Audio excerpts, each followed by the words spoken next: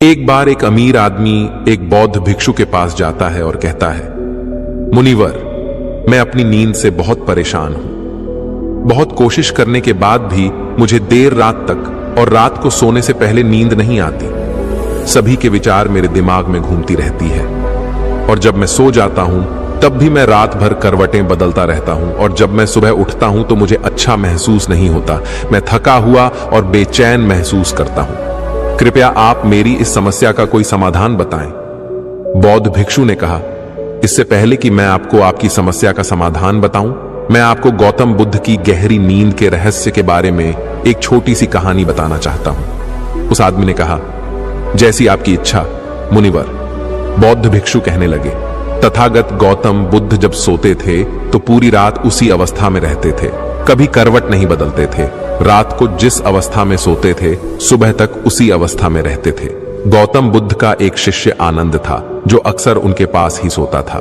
आनंद को यह बात बहुत परेशान करने वाली थी कि गौतम बुद्ध पूरी रात उसी भौतिक अवस्था में कैसे बिता सकते थे जब भी रात में आनंद की आंख खुलती थी। इसलिए वह हमेशा से जानता था कि गौतम बुद्ध एक ही अवस्था में सोए हुए हैं। यह बात उसके मन में कई सवाल पैदा करती थी, लेकिन एक दिन भिक्षु आनंद अपनी जिज्ञासा को रोक नहीं सका और वह गौतम बुद्ध के पास गया। आधी रात में उसने गौतम बुद्ध को जगाया। नींद से उठकर बोले, तथागत मुझे क्षमा करें। मैं जानता हूं कि यह आपसे प्रश्न पूछने का सही समय नहीं है, क्योंकि आप सारा दिन चलते रहते हैं और लोगों को धम्म का ज्ञान देते हैं और उनकी समस्याओं का समाधान करें। लेकिन मेरी जिज्ञासा इतनी बढ़ गई है कि मैं सुबह तक इंतजार नहीं कर सकता। इसलिए कृपया मेरे प्रश्न का उत्तर दें और मेरी जिज्ञासा को शांत करें। भिक्षु आनंद ने आगे कहा, मैं पिछले 20 वर्षों से आपके साथ हूं और देख रहा हूं कि आप पूरी रात एक ही अवस्था में बिताते हैं, जरा सा भी हिलते नहीं हैं। तो क्या आप सच में सोते हैं या नहीं सोते हैं? बिल्कुल। गौतम बुद्ध आनंद की ओर देखकर मुस्कुराए और बोले, मैंने अपने लिए सोने की सही स्थिति ढूंढ ली है। अब मुझे सोते समय हिलने डुलने की जरूरत नहीं है। मैं नींद की अवस्था में भी जागता रहता हूं, जबकि मेरा शरीर सो रहा होता है, लेकिन मैं जागता रहता हूं। सवाल यह नहीं है कि नींद की अवस्था में शरीर चलता है या नहीं। सवाल यह नहीं है कि शरीर स्थिर अवस्था में क्यों नहीं रह पाता। असली कारण तो मन है। मन ही शांत और स्थिर नहीं रह पाता और यही कारण है कि हम नींद की अवस्था में भी अपने शरीर को हिलाते रहते हैं। लेकिन मैं इन सब चीजों से परे आ चुका हूं।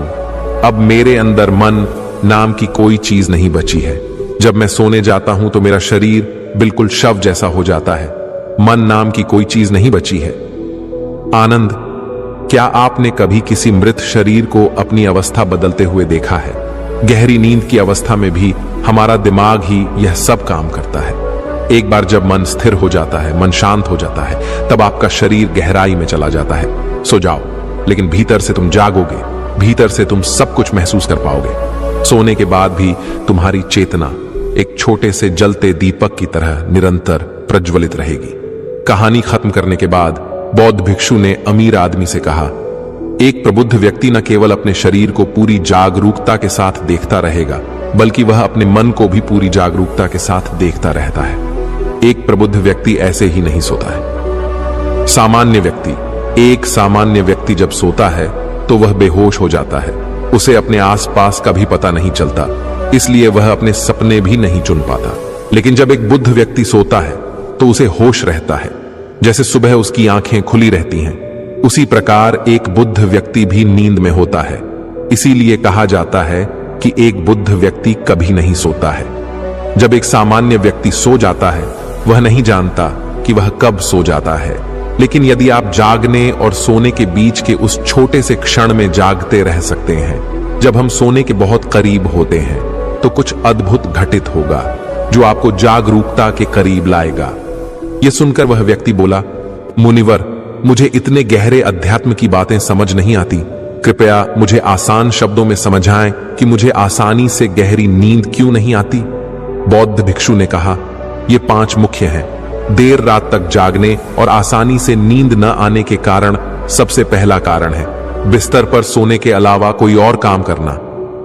जैसे कई लोगों की आदत होती है कि वो बिस्तर पर ही खाना खाते हैं, वो बिस्तर पर ही पढ़ाई करने बैठते हैं और ऐसे कई काम वो अपने बेडरूम में ही करते हैं। शयन कक्ष का अर्थ सोने का स्थान होता है, लेकिन लोग इसका उपयोग अन्य कार्यों के लिए भी करते हैं, जिसके कारण हमारे मस्तिष्क में शयन कक्ष का कोई निश्चित अर्थ नहीं होता है। इसलिए जब हम बिस्तर पर सोने जाते हैं तो हमारा मस्तिष्क इसे पूरी तरह से स्वीकार नहीं कर पाता है कि अब हमें सोना पड़ेगा, क्योंकि तुमने एक ही जगह पर दूसरे काम करने की आदत बना ली है। दोस्तों, अगर हम आज के समय के हिसाब से बात करें तो हम बिस्तर पर लेटकर भी फोन पर बात करते हैं, बिस्तर पर बैठकर ऑफिस का काम भी करते हैं, चाहे वह फिल्म देखना हो, खाना खाना हो, वीडियो गेम खेलना हो या गपशप करना हो।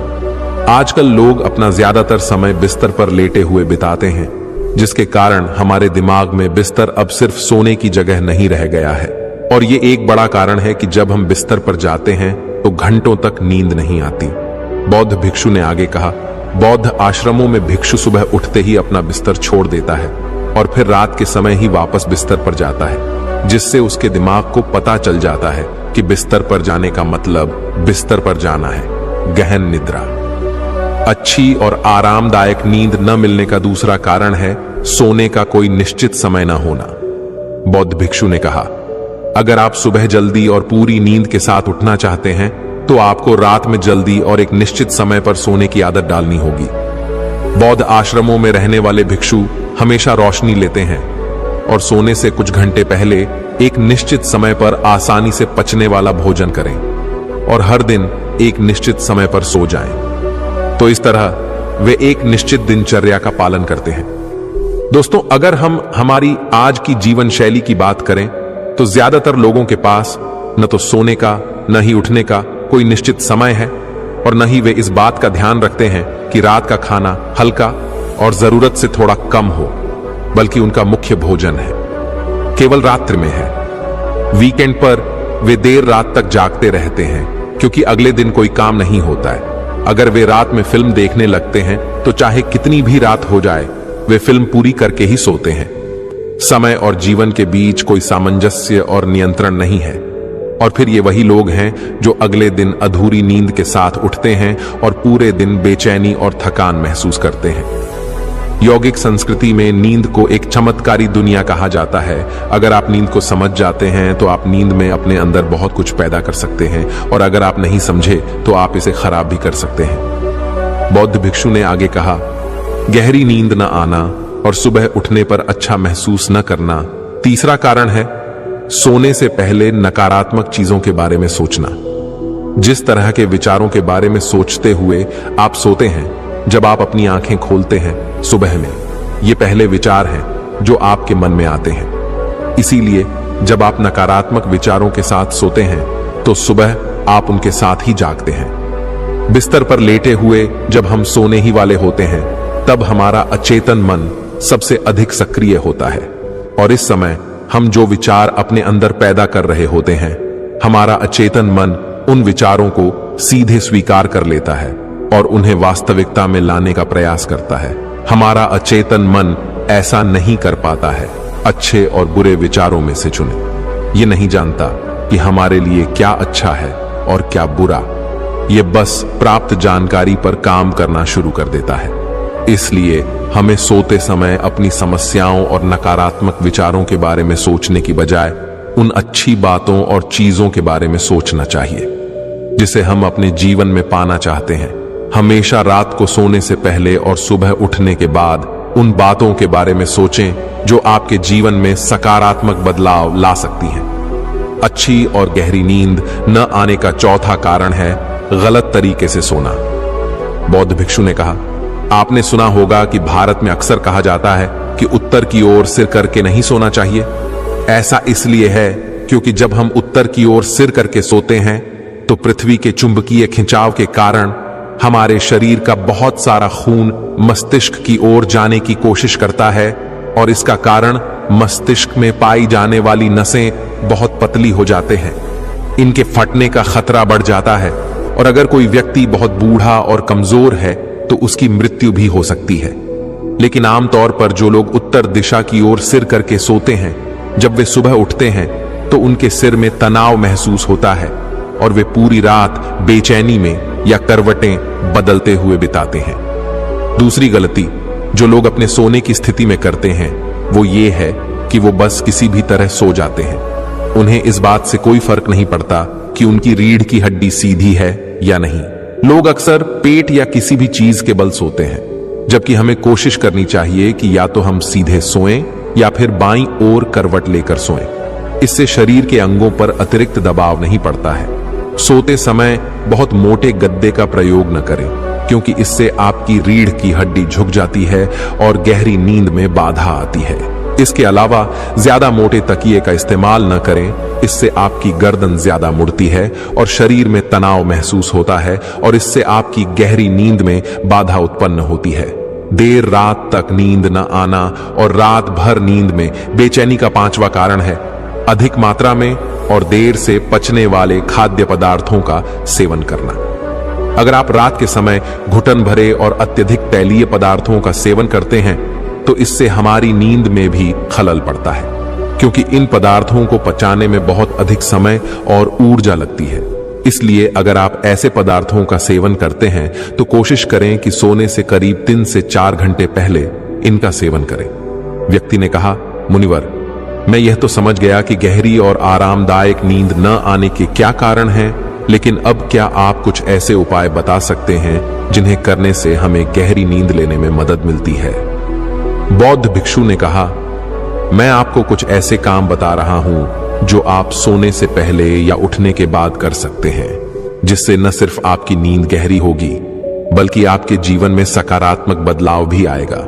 और ये सभी काम आपको नहीं करने चाहिए।